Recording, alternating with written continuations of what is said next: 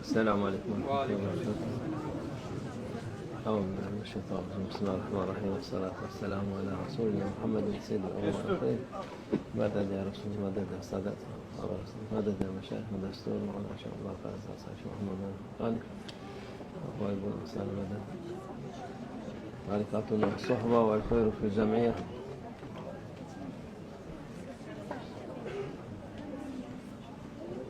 Şükür gene nasip oldu. Buraya gene geldik. Mübarek Ebu Eyyub Ansari Hazretleri Mehmet Resul sallallahu aleyhi ve sellem'in misafiri oluyoruz gene. İnşallah Peygamber Efendimiz'in sünneti olarak ona teşebbühen Peygamber Efendimiz sünnetine teşebbühen gene Ebu Eyyub Ansari Hazretlerine misafir olmaya niyet ettik. Allah kabul etsin. Allah'a şükür her müminin yaptığı şeyleri Allah Azze ve Celle bir ikram ediyor. Yaptığı işlerden dolayı ona bol ikramlar veriyor Allah Azze ve Celle. Biz ne yapıyoruz? İşte geliyoruz, Allah'a şükür hem ikram oluyor, hem muhabbet oluyor, hem gelenlere de aynı şekilde ikram oluyor. Bir eziyet yok. Allah'a şükür eziyet olsun, olmasın, müminin her yaptığı şeyler ona fayda. Allah Azze ve Celle inandıktan sonra, Allah'ı sevdikten sonra, Peygamber sallallahu aleyhi ve sellem sevdikten sonra her şey ikramdır. Allah'ın ikramıdır. Biz sırtımıza taş taşımıyoruz, taş kırmıyoruz. Allah'a şükür bu güzel yerlerde ibadet yapıyoruz. Allah rızası için toplanıyoruz. Onlara da büyük ikramlar alıyoruz. Nail oluyoruz. Sevaplara mazhar oluyoruz. Onun için müminin Peygamber sallallahu aleyhi ve sellem'in mübarek güzel sözü haline tacip ettim. İyilik yapsa Allah ona ikram eder. Kendine bir şey olsa, iyilik olsa da gene ikram eder. Bir sıkıntı olsa da o sıkıntıyı ona dereceler, sevaplar yazar. Her türlü halinde mümin kazançlıdır. Mümin kazançlı ötekiler, mümin olmayanlar nedir? Mümin olmayanlar iman etsinler, onlar da kazansınlar. Bir mani yok yani onların. Biz sakın siz iman edip de mümin olmayın diye bir şeyimiz yok. Onlara men edecek. Şimdi siz Müslüman, bütün dünya Müslüman olursa bu kadar sevap nereden gelecek diye bir kaygımız yok. Bilakis daha seviniriz. Onun için müminin hasleti, haset yok müminde. Kıskançlık yok. Bu benden daha fazla etti diye onun mani olmaya bir İslam'da öyle bir talep yok, öyle bir emir yok. Herkes yapsın, Allah Azze ve Celle'nin hazineleri tükenmez. Herkes yapsın. Bu dünyanın isterse 1000 misli insan olsun, hepsi Allah'a ibadet etsin, hepsine Allah'ın sevabı, Allah'ın nimeti yetişir. Onun için yani bu müminin hasletidir bu. Kafirin hasleti nedir? Hasettir. Çünkü iman yok. Bu kadar 3 kişi fazla olursa ne kadar olacak? Bu kadar sıkıntı olacak, bu kadar kötülük olacak, bu kadar şey. Onun için ne kadar başkalarının nimetlerine mani olursak o kadar biz daha kazançlı oluruz diye mentalitesi var kafirin. Müminin öyle değil. Müminin bilakis kendine verileni başkasına da verilmesini ister. Onun için bu haslet, müminin hasleti güzellik, iyilik hasletidir. Kafirin hasleti kötülük, hasetlik, çekememezliktir. Onun için nefsimizin kafir tarafı çoktur. Başkasını çekemeyen, başkasına iyilik istemeyen, müminin hasletinden, kafirin hasletinden almış olur. Nefis. Nefis öyledir. Onun için nefsi terbiye etmek lazım. Nefsi her şeye mani olmasına mani olmak lazım. Bakacaksın bu nefis nasıl iyiliği emrediyor mu, kötülüğü mü emrediyor? Kötülüğü emrediyorsa ona uymayacaksın. Onu terbiye edip iyiliği isteyene kadar terbiye edeceksin. Başkasına iyilik olunca sen onu kıskanıp haset edersen kafirin sıfatına bölünmüş olursun. Ama onun faydasını, iyiliğini istersen sen müminin hasletine girmiş olursun. Bu nasıl, ne kadar sürer? Sorarlar bazıları. Ömür boyu sürer. Ömür boyu sen mümin hasletiyle yaşa. O mümin hasletiyle yaşayan insan Allah'ın sevgili kulu olur, Peygamber Efendimiz'in sevgili kulu olur. O evliya olacağız diye çoğu insan uğraşır. İşte evliyalık böyledir. Sıfatını insanlara hayır olarak varsa sen evliya, Allah'ın evliyasısın. Evliya illa da uçacak, kaçacak diye bir şey yok. Evliya, Allah'ın velileri insanlara iyilik yapan, fayda olan insanları, müminleri seven insandır. Allah'a şükür yine bu mübarek ayda kavuştuk. Muharrem, Allah'a şükür Muharrem'in 1. haftası oldu. 8. gün bugün. Bugün mübarek Muharrem ayı yeni sene geçti. Eski sene geçti, yenisine girdik. Yeni sene 1. ayı işte Muharrem'dir. Muharrem ayı da o da büyük bir faziletli aydır. Onu Peygamber Efendimiz sallallahu aleyhi ve sellem Ramazan'dan önce bunda oruç tutulurdu ama oruç farz değildi o vakit. Ya isteyen tutabilirdi. Onun için Muharrem'de tutarlardı orucu. Ondan sonra Ramazan'da farz olunca Ramazan'a aktarıldı ama daha bu günler çok faziletli oruç tutmak. Bahusus 9-10 Aşure günü çok faziletli bir gündür. O gün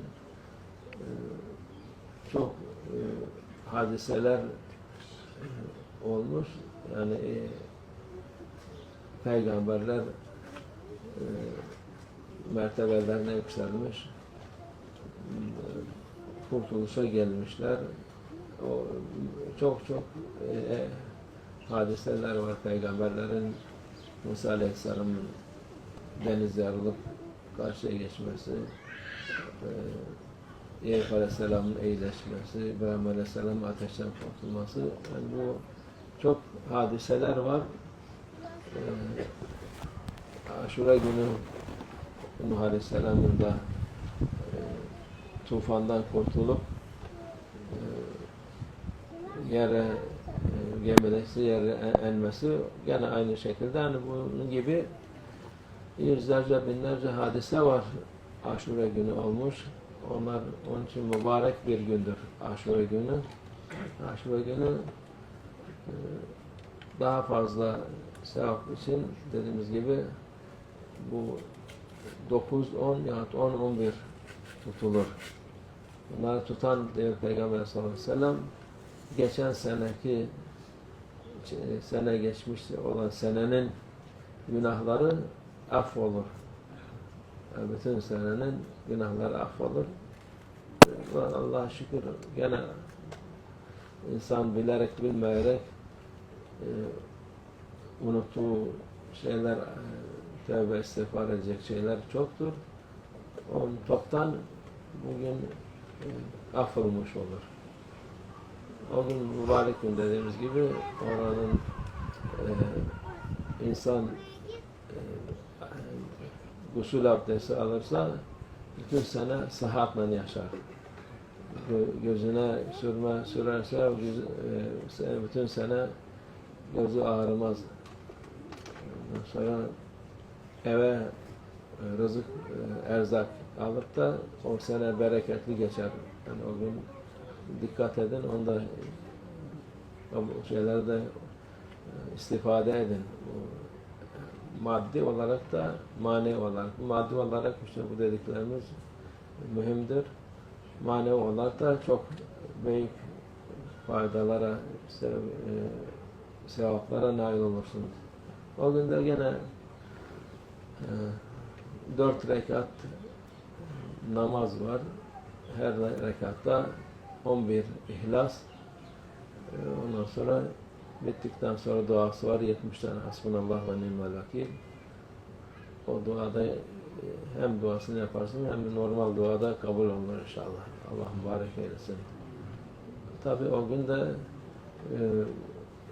Peygamber Efendimiz'in mübarek torunu Hazreti Hüseyin Efendimiz'in şehadet günüdür. O şehadet en yüksek mertebede Peygamber zaten yani cennet gençlerinin seyitleri olur yani sultanları olur diyor Peygamber Hasan Hüseyin Efendimiz onların sevdiği onların hem Peygamber Efendimiz sallallahu aleyhi ve sellem'in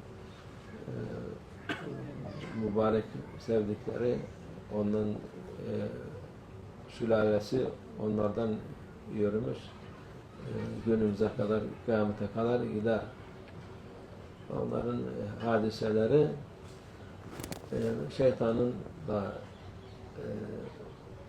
istediği gibi fitne olmuş.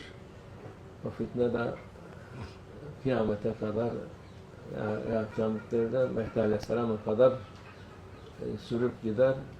Yok bu böyle yaptı, yok şu şöyle yaptı diye insanlara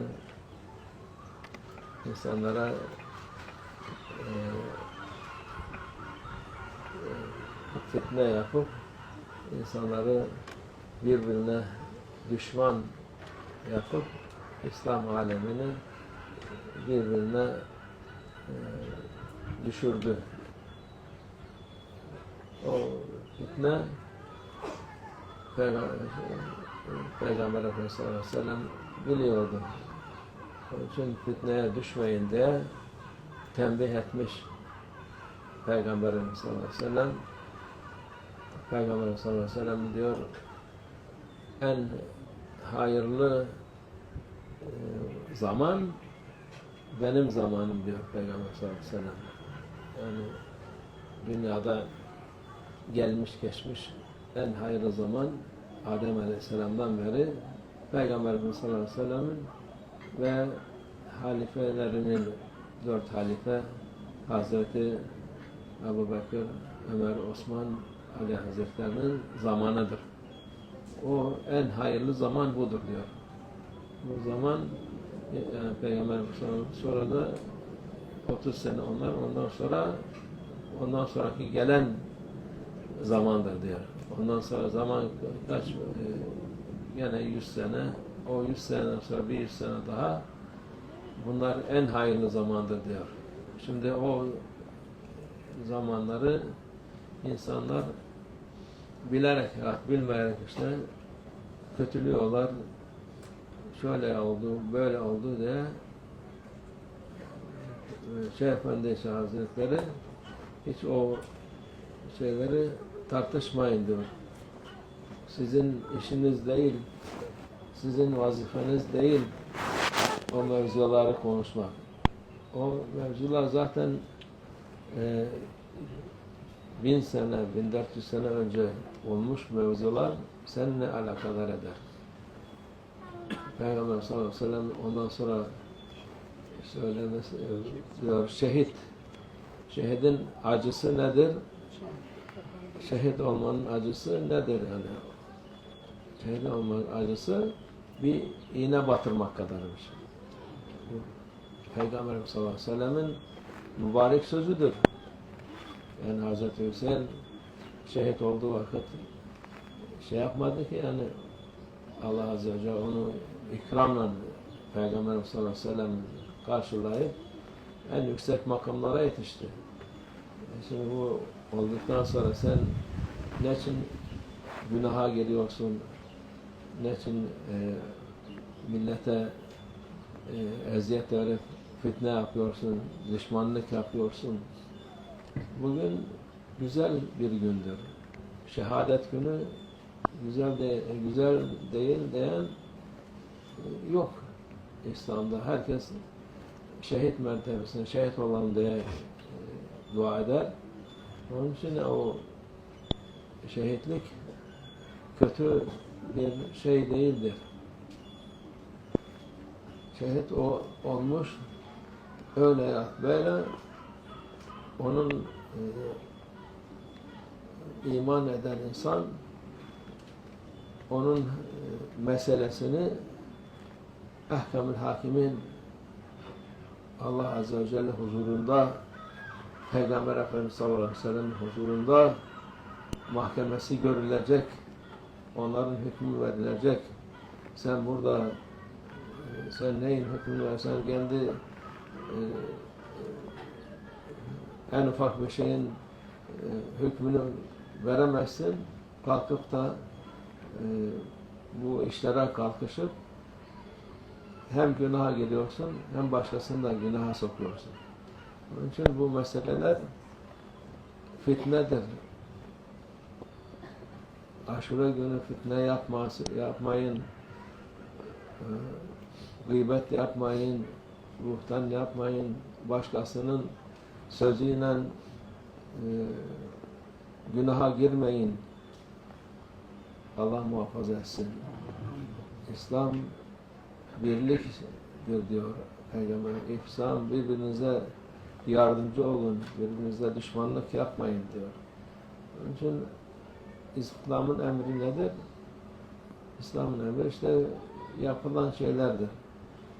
Adalettir ilk başta. Adalet olmadıktan sonra sen burada anlatıp millete anlatıyorsun. Sen yaptığın en büyük yapılan şeylere, zulümlere karışıyorsun. Zulüm gıybettir. Zulüm buhtandır. Yani yalan söylemek. Yapılmayan şeyleri yapılmış gibi söylemek. Büyük fitneler oluyor. Her fırsatı kafirin ustası şeytan kullanıyor ki İslam'ı birbirine düşürsün. Şimdi İslam birbirine düşünce şeytan bayram yapıyor. çok seviniyor. İslam ne kadar kuvvetliyse o kadar üzülüyor. Peygamberimiz sallallahu aleyhi ve sellem seviniyor. Allah Azze ve Celle seviniyor. Ama insanlar bunu düşünmüyor. Habire bildiklerini bir bildikleri değil de duyduklarını duyup da bunun asları nedir diye düşünen yok. Zaten ona da hiç girmeye gerek yok. Sen Allah'a Azze ve Celle iman ediyorsan o iman Allah'ın adaletine inanman lazım. Allah'ın adaletini sen mi yapacaksın? Allah adaletini 1000 sene sonra, 5000 sonra, 10.000 sene sonra gene kıyamet günü o adalet yerine ulaşacak. Herkes hakkını alacak. Peygamber sallallahu aleyhi ve sellem buyuruyor ki boynuzsuz keçiden darbe yediyse kıyamet günü onun da hesabını görecek. Boynuzlu keçiye vurup ondan sonra o adalet yerine gelip gene onlar da toprak olup gidecekler. Yani hiçbir şeyin zayi olacak bir yer yok. Saklayacak bir yer yok. Tevbe istiğfar edip de Allah'tan mağfiret dilersen işte o sen kazanırsın. Hak yemişsen haklının hakkını verip ondan da gene kurtulursun. Ahireti bırakmasın. Yapamazsan, bulamazsan Allah'tan af dilersin. Allah affetsin diye tövbe istiğfar edip ama haklı olan hakkını isterse o vakit Allah senin kalbin nasılsa ihlaslı mısın değil misin diye ona göre de Allah Azze ve Celle adaletini tecelli eder. İster affeder, ister sana ceza verir. Allah muhafaza etsin. Kimsenin şimdi büyük fitneler oluyor. Burada da bu memlekette bağımsız. Burası İslam'ın payitahtı da. İslam başıdır burada. Onun için en çok fitneler burada yapılıyor. Yok şu Arap böyle yaptı, bu Kürt böyle yaptı, bu Çerkez böyle yaptı, bu Tatar böyle yaptı diye birbirlerini düşman ediyorlar. Halbuki hepimiz kardeşiz Allah Azze ve Celle diyor. İnnemel mu'minûne ehvâ. Hepimiz Allah'ın kullarıyız. Peygamberimizin ümmetiyiz. En büyük şeref budur. Ne Türklük ne şeref var, ne Araplıkla, ne Acemlikle şeref İslam'da olmadıktan sonra hiçbir kıymeti yok. Kıymet olan Müslüman, Allah'ın kulu olmak, Peygamber ümmeti olmak. Ötekiler bu dünyada işe yararsa yarar, yaramazsa sen gözünü kapattın mı hiçbir işe yaramaz ondan sonra. Allah muhafaza etsin. İnsanların fitnelerin şerrinden büyük fitneler oluyor. Dikkat etmek lazım. Allah muhafaza etsin. Bu memleketi de İslam alemine de Allah yardım etsin. Yani sen de inşallah Mehdi Aleyhisselam baş gelsin ki bu fitnelerin sonu gelsin inşallah. Başka türlü geleceği yok. Allah muhafaza etsin. Onunla Allah tevfik. El-Fatiha.